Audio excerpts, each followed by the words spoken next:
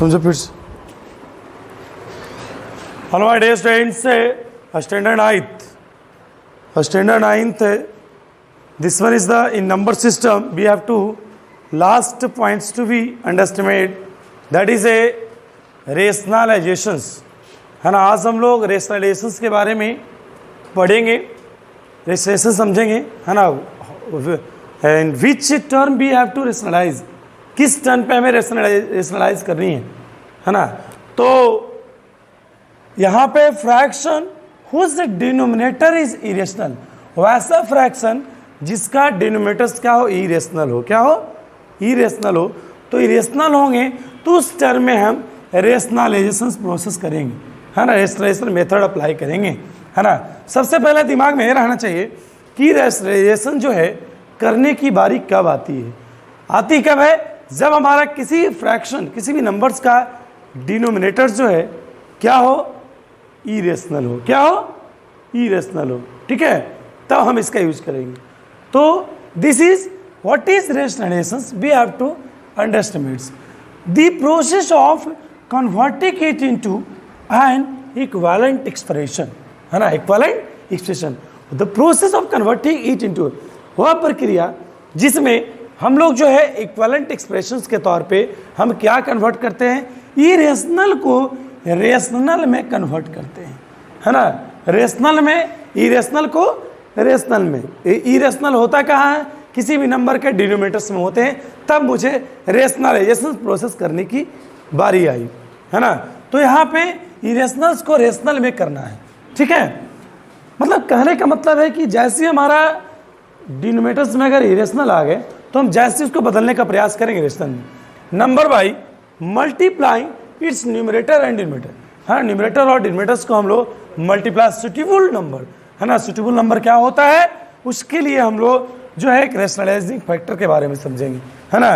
Rationalising factor है क्या, है ना। व्हाट इज रेशनलाइजिंग फैक्टर, है ना। रेशनलाइजिंग फैक्टर क्या है, तो देखिए सबसे पहले रेशनलाइजिंग फैक्टर के लिए हमारा ए रेशनलाइजिंग फैक्टर हो गए, देखिए 1/√m, है ना। 1/√m अगर स्क्वायर रूट के फॉर्म में अगर ए में, तो यहाँ क्या हो जाएगा बताइए।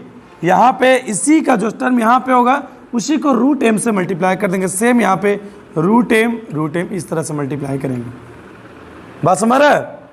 नेक्स्ट m + √m, तो यहाँ पे रेशनलाइजिंग फैक्टर क्या है, m - और जो रेशनलाइजिंग फैक्टर होगा इसी को हम मल्टीप्लाई करेंगे, सेम याद रखिएगा, है ना, इस तरह से। ठीक है, m - ओके। तो मैं समझा रहा हूँ वंस अगेन, 1 - m इसका उल्टा हो गया, जस्ट इन्वर्स प्रोसेस हो गया, तो क्या हो गया, m + √n upon m + √n, है ना, इस तरह से। 1/√m + √n के इसका रेशनलाइजिंग फैक्टर क्या हो जाएगा, √m - n। जस्ट अब उल्टा देखिए, बस इसका साइन देखिएगा, इसका प्लस होगा तो माइनस, माइनस होगा तो प्लस, प्लस होगा तो माइनस, सेम चीज़, है ना। तो क्या हो जाएगा, √m - √n, इस तरह से। a + 1/a + b√x क्या हो जाएगा, a - b√x, है ना। तो सेम इस तरह से टर्म हम लोग अप्लाई करते चलेंगे ऑल वेयर। कुछ हमारा इस रेशनलाइजिंग फैक्टर को बिल्कुल आप रटने की प्रवृत्ति नहीं है, आप याद नहीं रखिए। जो यहाँ पे रहेगा प्लस तो यहाँ माइनस, माइनस तो प्लस, प्लस तो माइनस, ठीक है, इस तरह से। और जो यहाँ पे रूट में होगा उसी सेम नंबर से हम लोग न्यूमरेटर बाई डिनोमिनेटर से मल्टीप्लाई करेंगे, और ये हमारा सुटेबल नंबर की बात किया जा रहा है, यही सुटेबल नंबर है। ओके, नेक्स्ट कुछ इंपॉर्टेंट फैक्ट्स देख रहे हैं, तो क्या हो जाएगा, √a × √b, √ab, है ना। मतलब स्क्वायर रूट के अंदर यहाँ पे √a × √b क्या होगा, square root ab। Next √a × √a, a + √b, a - √b, √a यहाँ पे देखिए बिल्कुल सही बात है, a + b, यहाँ पे a टर्म और a टर्म दोनों क्या शो कर रहा है ना। यहाँ पे a² - b², है ना, a + b और a - b, तो a + b और a - दोनों को मल्टीप्लाई क्या है, a² - b²। तो इस तरह से हमारा सारे फैक्ट इस पे, हमारा सारा कुछ इसी पे है, सेम, है ना। a × √b² क्या होगा, हम लोग, है ना, पावर टू स्क्वायर, दोनों पे स्क्वायर होगा, a² √b², सेम चीज़, है ना। √b का स्क्वायर b हो गया। ये सब सारे इंपॉर्टेंट फैक्ट्स आप नोट्स कर लीजिएगा, ठीक है। तो ये बहुत इजी टॉपिक्स है ना, वेरी इजी और बड़ा मज़ेदार। इसमें एक्सरसाइज बनाने के बाद बड़ा आनंदमोहक होता है, समझ गए, मज़ा आता है, शांति मिलता है। थोड़ा सा रूट वगैरह होता है, झोपड़पट्टी सब रहता है, तो इंसान को गुस्सा आता है क्या होगा नहीं होगा, है ना, लंबा जाता है। तो कोई ज़्यादा हार्ड नहीं, बस अपना रेशनलाइज फैक्टर का यूज़ कीजिएगा, बाकी जो पहले जो पढ़े हैं उसी का यूज करके बना लीजिएगा। जैसे देखिए हमें क्वेश्चंस दे रहे हैं, क्या है, rationalize the denominator 1/3 plus root, है ना।